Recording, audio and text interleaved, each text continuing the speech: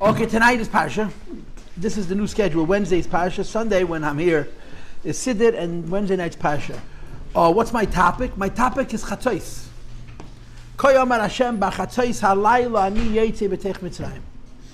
The Jews were living in Egypt, and the Eibishter sent Moshe Rabbeinu to the Pharaoh with a message, Shalach asami v'yavduni, let my people go and they shall serve me.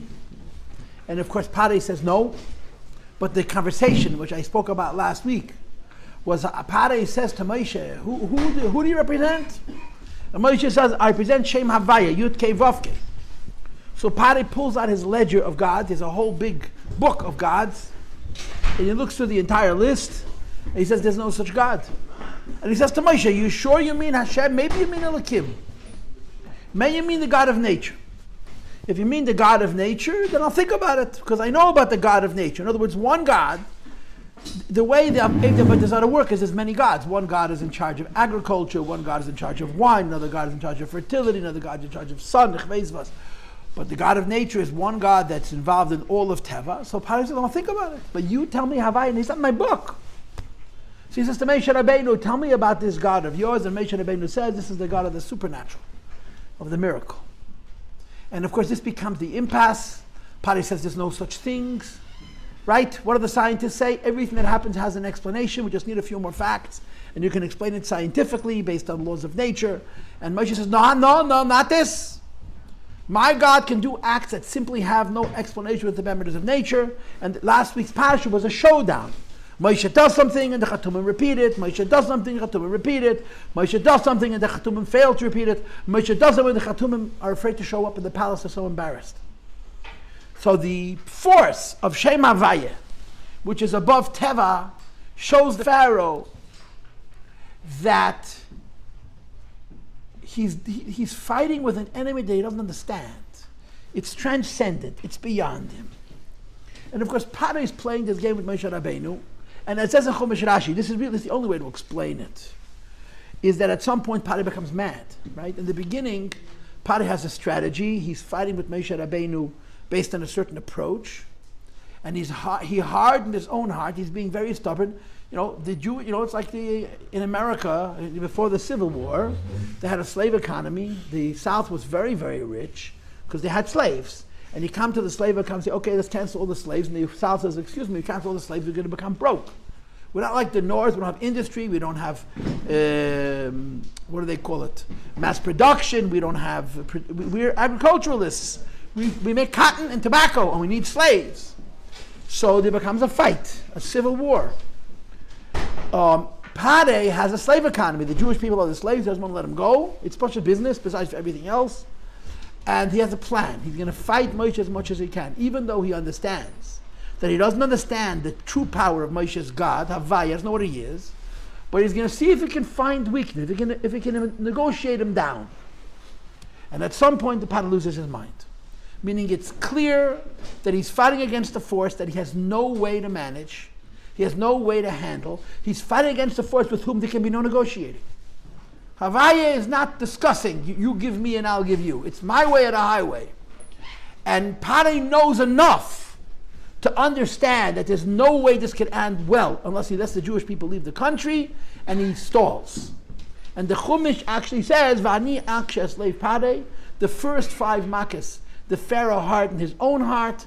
The last 5 makas, Hashem hardens Parei's heart, and Parei is basically mad. He's nuts. He's making terrible decisions that are going to destroy Egypt, and everybody knows it. For some reason, the people of Mitzrayim don't want to rise up against him, and they all go down with him. Mitzrayim is destroyed. By the time the Jewish people left, Mitzrayim goes into a period of great darkness, great financial darkness, and political darkness, and military darkness. Everything goes bad until Mitzrayim is able to regain its position, its prestige, its power, because the Pharaoh lost his mind. He goes mad, and he's just not going to be, he's going to bring the Jewish people down with him, or at least that's what he's going to try to do. He's lost his mind completely. There's actually a Rambam, which is worth mentioning, even though this is not tonight's topic, where the Rambam asks the classic question. If you take away someone's free will, and you make him do a sin, how can you punish him for it? If the last 5 makas, Pari has no self-control, Pari has no free will. The Eibishter got into his head and he made him mad.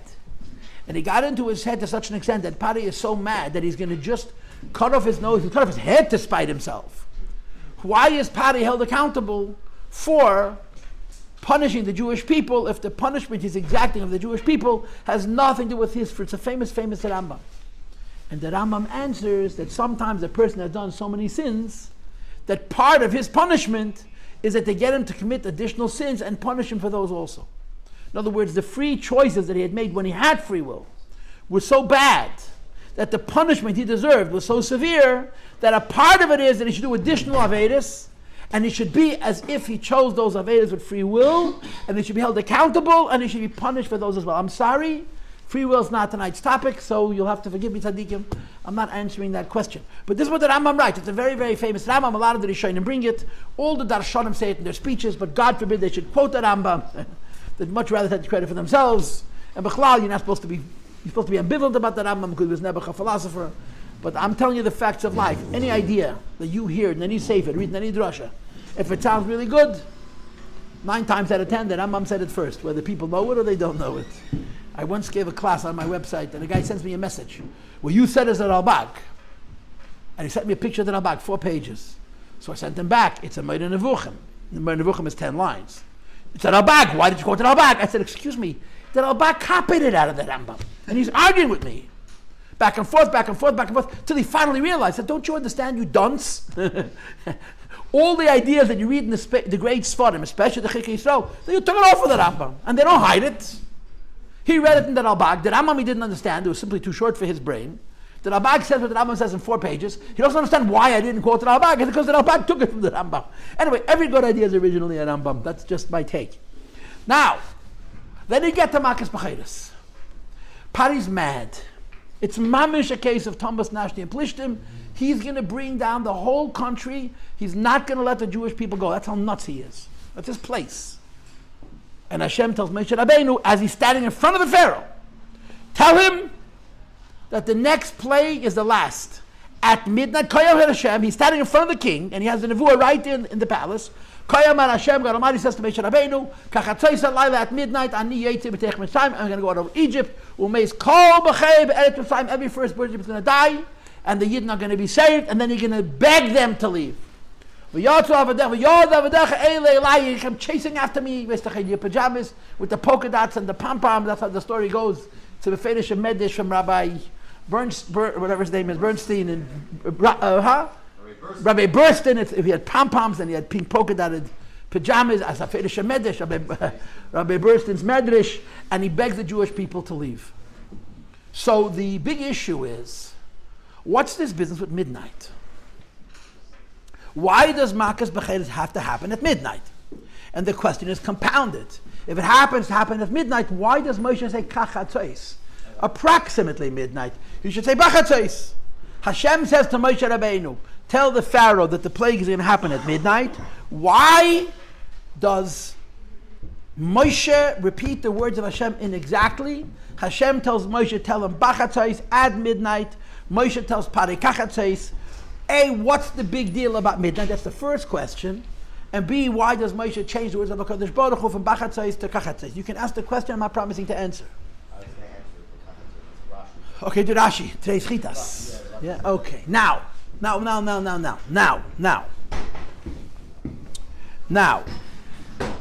There are many ideas in the Medrashim.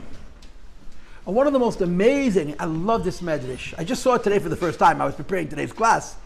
So I don't know if he's here, Bendit, but I looked in your grandfather's sefer, wherever you are or aren't. The Torah Shleimi brings an unbelievable Medrash. Hashem never said midnight. Moshe did. Moshe says to the Jewish people that at midnight Hashem is to kill the firstborn. And the Medrash says, Moshe said midnight, I'm going to make Moshe look good and I'm going to agree with him.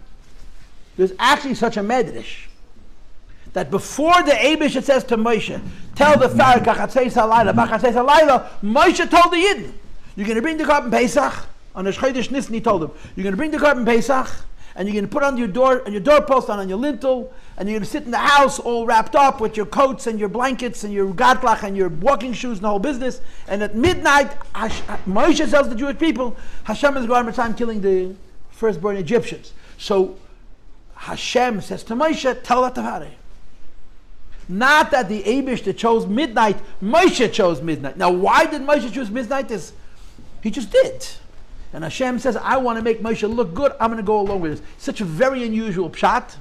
It's a medrash. It's an actual medrash that says that Hashem says to Moshe, I'm going to follow you. And as I was preparing this, of course, I was thinking of the story. I don't know if you know the story. That in 1991, we had the Gulf War, the first Gulf War. And there was a rumor that went around that the Rebbe said that the war would end on Purim. There was a rumor that went around that the war would end on Purim. So the Rebbe never said it. At the time, I heard there was a guy named Goldstein, Jake Goldstein, Yankel Goldstein. He's a chaplain in the United States Army. I mean, I'm sure he's retired. He's probably closer to 80 than to 70. But he was in Saudi Arabia. And you remember, Saudi Arabia is a country that doesn't let infidels in. You can't be Christian to be in Saudi Arabia. You can't be Jewish to be in Saudi Arabia. Muslim. And if you know anything about history, the whole Osama bin Laden is a reaction to the fact that the Saudi Arabians allowed infidels into their country. Americans and Israelis, Jews, Ahmad al-Islam.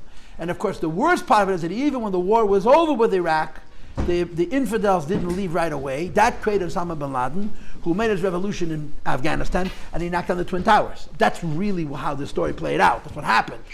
Okay? But there were Jewish servicemen, and Jacob Goldstein was going to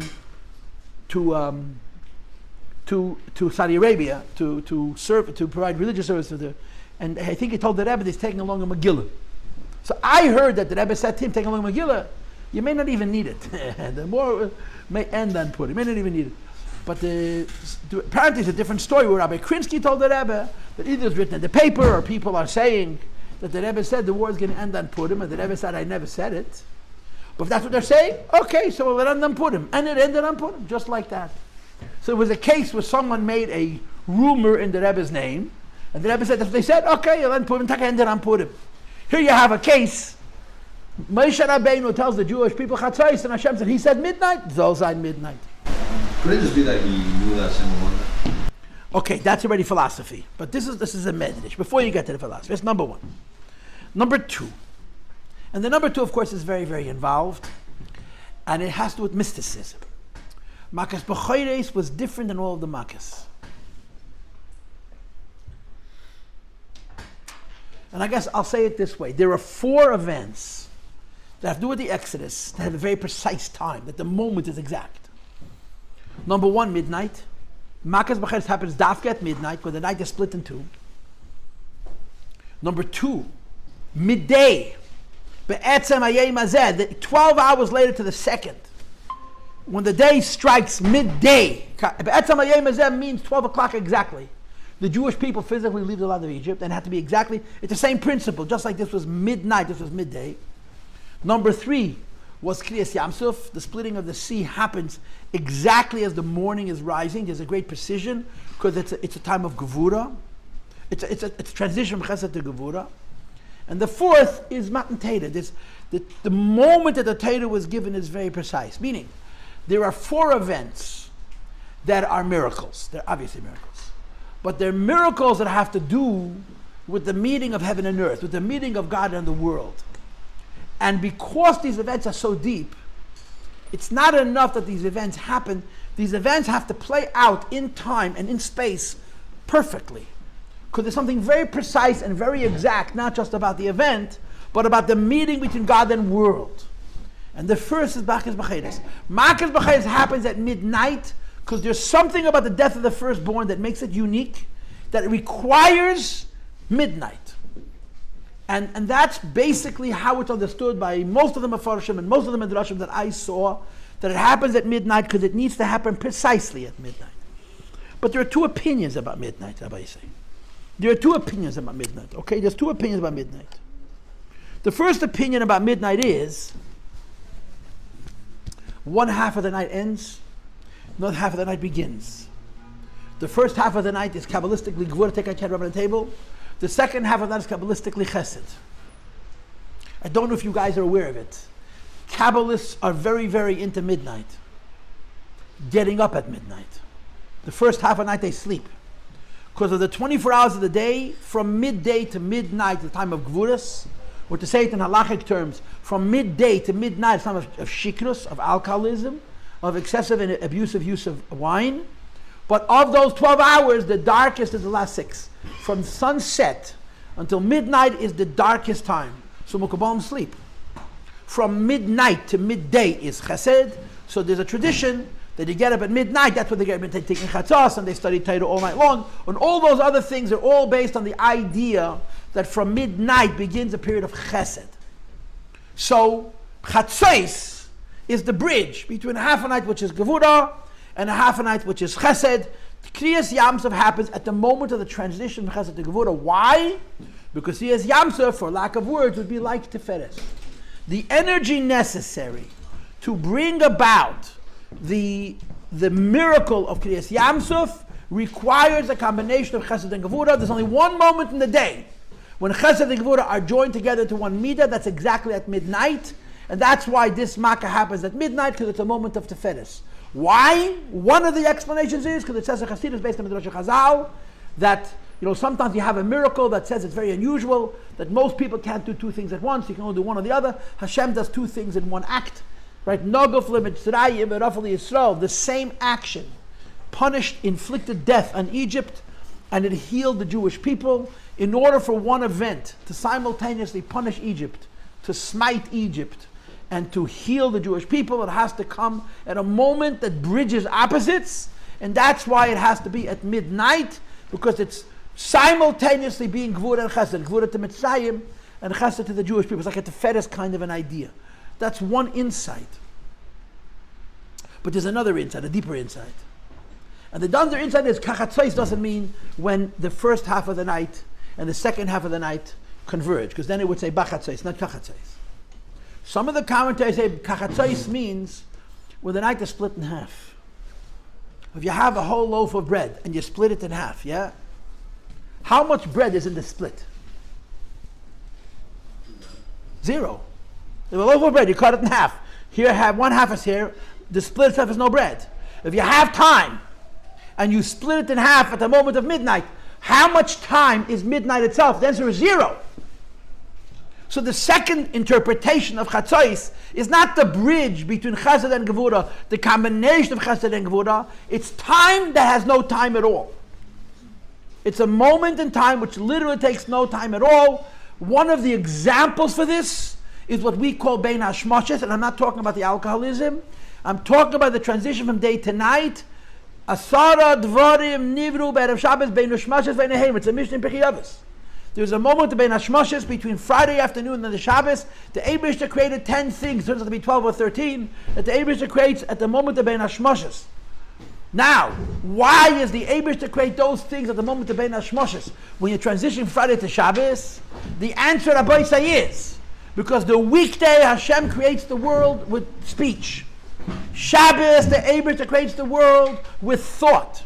At that point, I'm not calling it time, at that point, when you're transitioning from Friday to Shabbos, which is called Higoyon, Yihi Yularatzen Imrei Fi, the Hegyon is a mamutza between Machshava and Dibur. A whole week Hashem is creating through Dibur. On Shabbos, Eibishter is creating through Machshava. Okay, the moment of transition from Dibur to Machshava is called Higoyon. Hashem creates thing at the moment of transition from Friday to Shabbos because it's halfway between the Kedusha of Machshava and the Choil of Dibur. How much time is bein hashmoshes? So in the Gemara there's 3 opinions. There's a Rabbi Yehuda, and there's a Rabbi Meir, and there's a Rabbi Yossi. What does Rabbi Yossi say about bein hashmoshes? Bein hashmoshes is keherafine, it's a blink of an eye.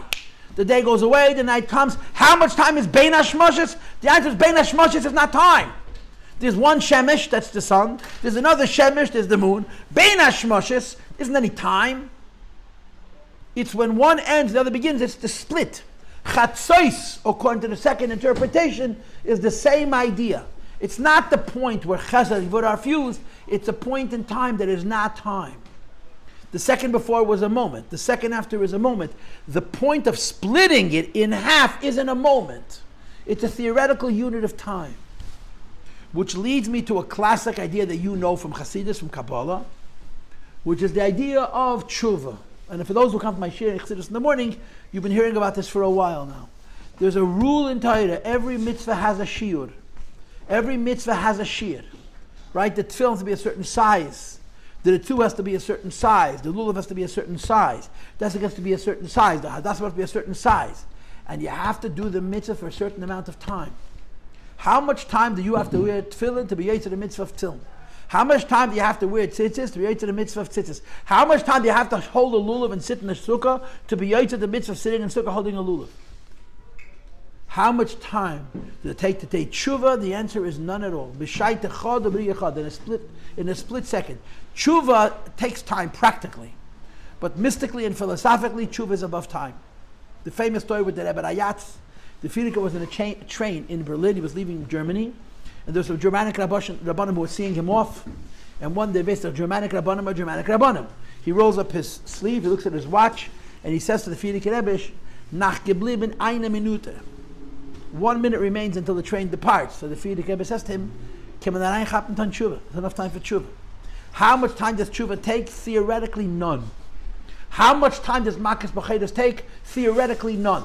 So the idea of midnight is not, on one level, the idea of midnight is the transition from chesed to gevura, the mixing together of chesed and gevura, nago from Tzayim Rafa to Yisrael. And on another level, the makas b'chaydos happens from a place where there cannot be time. It's above time. Like tshuva is above time, the killing of the firstborn in Egypt happens above time. The Rebbe explains in a long sikh in Chele Gimel, because Hashem gave free reign to the Malach HaMavos. He gave free reign to the Mashchis. And when you give free reign to the Mashchis, he kills everybody and everything. Hashem gave free reign to the Mashchis, and at the same time he's protecting the Jewish people. The Koyach, and he's also helping the Jewish people leave Egypt. Now, the leaving Egypt and the Jewish people 1 second is really a very deep thing. I'm sure you've heard the expression. It's easy to take the Jew out of Egypt. It's far more difficult to Egypt out of the Jew. Okay, I'll give you a gruesome example. It wasn't so easy to get the Jews out of Auschwitz, but it was a lot more difficult to get Auschwitz out of the Jews, because it's part of who you are. To take a person away from his master is not so easy. To give a person freedom is extraordinarily difficult, because that's psychological and spiritual, and it's very involved. The koyach for the Exodus, to punish Egypt and heal the Jews in that 1 second, is a koyach from a level of Kabbalah in Hishtalshelus that's above time. So kachazot doesn't mean approximately midnight. Kachazot doesn't mean when you're joining together midas chesed and midas gevura. Kachazot means when you're splitting. When you split, the area of the split is not time at all. That's the koyach for makas b'chayris. Questions? Go ahead. Fine. It's the Malach HaMavos have rain to kill whatever was outside, yeah? Yes. But it's Makas b'chayris. Wasn't he only supposed to kill b'chayris? Okay, I'm telling you what the Rebbe says in the Sikh. He was given free reign, and the Eibishter protected us. The Malach HaMavos could do whatever he wanted. The Eibishter protected us. It's Makas b'chayris, so I'm saying why is he killing people he's not? He's killing all firstborn. I'm saying, so if you're not a b'chayr, you can be outside? Yeah, if you're a Jew and you're firstborn, if the Malach HaMavos is free to kill any firstborn, you're a firstborn. The protection of the Jewish firstborn didn't come from the Malach HaMavos' instructions, it came from the Eibishter. So it was only the first ones, the Jews, that were inside? Everybody was inside. But I'm saying, for example, if one of them midstream were outside and they weren't firstborn, would they be with God? No, but Pashtas not. No, a lot of them died because there were so many Mamzedim, no one knew who was the firstborn. But they killed the firstborn. If a Yid was standing outside, that means he could kill. If a Yid was in a Mitzi's house, Rashi says Hashem protected him. So being inside is the He was supposed to be inside. It's a very powerful. I was learning chitas. That's what I'm thinking. You were saved no matter what. So why the rules? You gotta have rules. The Egyptians were killed no matter what. Why the rules? You gotta have rules. Okay, now there's a few more things I want to share with you. One of them is there's another interesting medrash, where the medrash says that Moshe Rabbeinu experienced the nevuah about makas b'chayris right in front of Pareh. Rashi says in Chumash that Moshe Rabbeinu never said nevuah inside Egypt. If Moshe wanted to experience prophecy, he could say yes, he went out of the city. Because the city where the palace was Malay Gilgulim, was full of Avodah Zarah, and Hashem would not reveal himself to Moshe Rabbeinu inside the city. Here, Moshe is not only inside the city, he's in the palace. He's standing in front of the Pharaoh, and as he's standing there, the Eibishter speaks to him, and he tells him there's going to be Makas B'chaydes, and Moshe tells it to the Pharaoh. So there's a very interesting medrash, which I find very unusual. The medrash says that Moshe is standing in front of the Pharaoh, and Hashem raises him above 10 tefachim. L'maylo me'asor tefachim. Now, Moshe Rabbeinu was not hanging in the air, suspended animation. L'maylo me'asor tefachim is a Kabbalistic idea, and for the Kabbalists keeping score at home, it means that he raised Moshe Rabbeinu up to the Madrega of Atzilus. L'maylo me'asor tefachim is the Madrega of Atzilus. L'mata me'asor means that Moshe is standing in front of the Pharaoh, and Hashem raises him l'maylo me'asor tefachim. So if you look in that medrash, I have Teira Shlema. In the Mefarshim, they all say the same reason. Why did Hashem have to raise Moshe Rabbeinu up? Because he couldn't get Nevuah in a city full of Avodah Zarah. So even though physically he was in the city, spiritually and mystically, the Eibishter raised him above it. But I think there's another pshat in that medrash. Moshe Rabbeinu was raised up by Hashem because the koyach of this Nevuah, Makas B'chaydes, was different. It was an unusual prophecy. It was an unusual nace. Because this prophecy and this miracle was not just about punishing Egypt. It was about punishing Egypt, healing the Jewish people, giving the Jewish people freedom. The godly power from which this unique Makkah came was Mavav Seret Tvachim, had to come from Haydn Ishtalshlos. Or to say it in different words, Hashem does miracles for many reasons. Makas B'chaydes was not done to punish. Makas B'chaydes was not done to free. Makas B'chaydes was to reveal Hashem to the Jewish people as the first of 4 steps that would culminate in Matan Torah. Makas B'chaydes is considered a preliminary step towards Aseret HaDibros. Hashem is revealing himself to the Jewish people on a very deep level, for a very, very deep purpose. And this is why it has to happen the way it happens. It has to be precisely at Khatzos. Now, I want to just say this to you. What else I want to add? There's a Rashi in Parshas Mishpatim. I remember talking about it last year. There's a Rashi in Parshas Mishpatim, which is interesting. The Jewish people, I think I have a class of this online. Mishpatim, I'm already committed. Last year, I don't know if you remember what happened. We did Mishpatim like 7 or 8 weeks. We did half of it. And we did this year. We get to Mishpatim. We're going to do it again. In Parshas Mishpatim, the Jewish people are converted en masse. The same process that a Geret Seder goes through today. If a person wants to become a righteous convert, he has to go through 4 steps. Number 1, Bris Milah. Number 2, Mikveh. Number 3, he has to accept mitzvahs, Nasav and Ishma. And number 4, he has to bring a korban. Obviously for women it's only 3. And obviously in times of Golos, for men it's 3 and for women it's 2. And the Gemara says when Mashiach comes, every Ger Tzedek is going to owe Hashem a fat korban. But in the same sentence, the Gemara says, even though every Ger Tzedek owes Hashem a chatas shmein, a fat korban, the Gerus is 100%. If you convert in Zman HaGolos and you didn't bring your korban, there's nothing wrong with the Giyur. But we learned halachas of Giyur from Parshas Mishpatim. Moshe Rabbeinu collectively converted the Jewish people. Number 1, Bris Milah they already had, because they couldn't bring korban Pesach unless they did Bris Milah. Number 2, they brought korbanos. And Moshe sprinkled the blood of the korbanos on the Jewish people, and Rashi means in the Chumash from the Gemara Masechta Yavamis, Ein hazaya b'li tefillah. Anytime you find in the Chumash that blood is sprinkled on a person, you could automatically assume that they first went to the mikveh. So when Moshe is bringing the korban and he's sprinkling the blood of the Jewish people that went to the mikveh before, Moshe Rabbeinu reads them the Sefer HaBris, and the Jewish people say Nasav and Ishma. You have all 4 things. The Bris Milah was done by korban Pesach, the korban is being done now, the mikveh is being done now, and the Nasav and Ishma is done now. This was all done on Friday according to Rashi. Erev Matan Torah, and the Jewish people, we learned the halachas of Gerus from the first Gedim. The first Gedim were all of us. We were all converted Friday, the day before God Almighty gave us the Torah. Okay, so there's a very strange pasuk. Moshe brought a korban, and he took half the blood and he sprinkled it on the people. And the other half of the blood he put on the Mizbeach. So Rashi says, Mi cholkei. Who divided the blood in half? And Rashi answers, Bam malach v'cholkei. An angel came along and split the blood in half. Okay. An angel, a malach. Bam malach v'cholkei. So it's a very, very simple question. Who cares? You have a bucket full of blood, you divide it in half, it looks even, it's even enough, that's it. The Torah says, Vayikach Moshe chatzi adam. He took half the blood. Rashi is concerned who split it in half. A malach had to split it in half. And of course the answer is, when the Torah says things, it has to be very precise. If he took half the blood, it wasn't approximate half the blood. It was exactly half the blood. So Rashi says it's impossible. It should say Vayikach Moshe kachatzi adam, approximately half the blood. When the pasuk says that Moshe took exactly half the blood, Rashi says it's not humanly possible. There is no way for a physical human being using physical measures to measure any physical thing, and it should be precisely half. It's impossible. There's going to always be a variable. There's always going to be a certain, what's the word I'm looking for? Fraction of inexactitude. So Rashi says, how was it perfect? And the answer is because he who perfected it wasn't part of this world. He who ruled it, he who measured it was not a part of the world. He was in a different world. When you're a part of this world and you measure from the perspective of this world, it cannot be exact.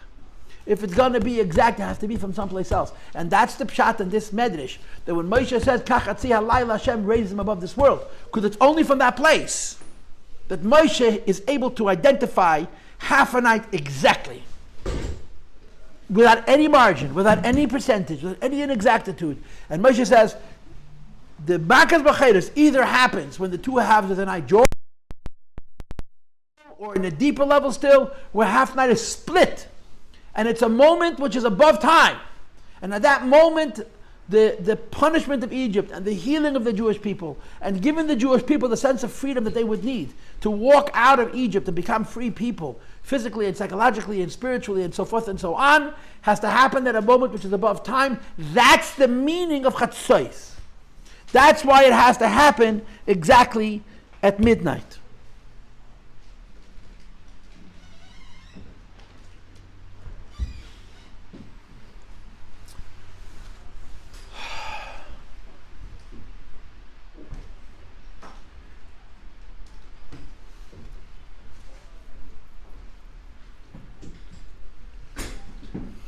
Questions or comments?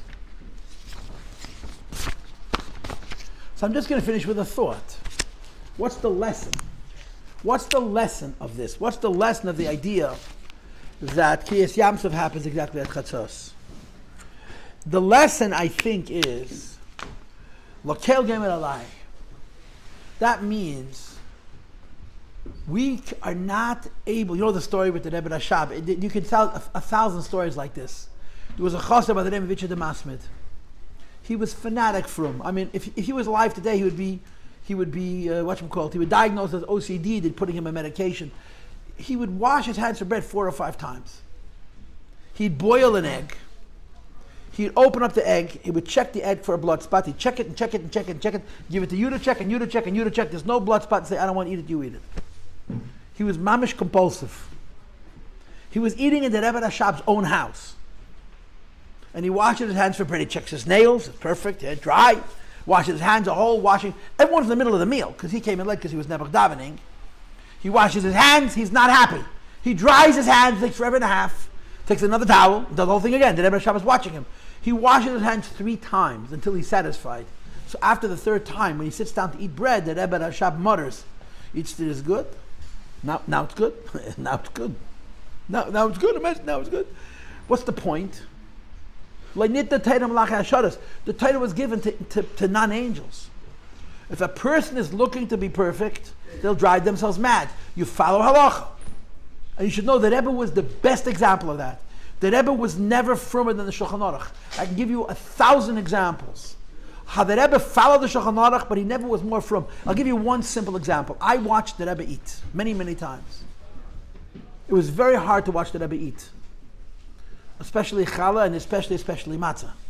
The Rebbe didn't have a tooth in his mouth, not one. And when you saw the Rebbe chew, you saw that it was hard for him. Even when he ate fresh marble cake, it was hard for him to chew.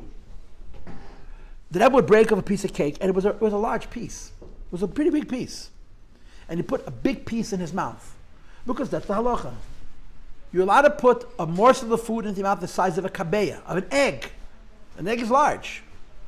The Rebbe was never from, little tiny pieces. I saw the Rebbe eat crumbs after the Rebbe said a maimed. After every maimed, they would take a piece of cake and break it and break it and break it till he got a crumb, pop it in his mouth. I saw this every time. But when the Rebbe ate in the beginning of Fabrengen, the Rebbe ate a lot. And he put bigger pieces of food in his mouth. Why? That's the din.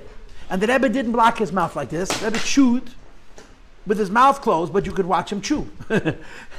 That's the halacha. A person is supposed to block their face. A kala, during the week of Sheva brachas, blocks her face because of busha. It's a gemara, it's a din.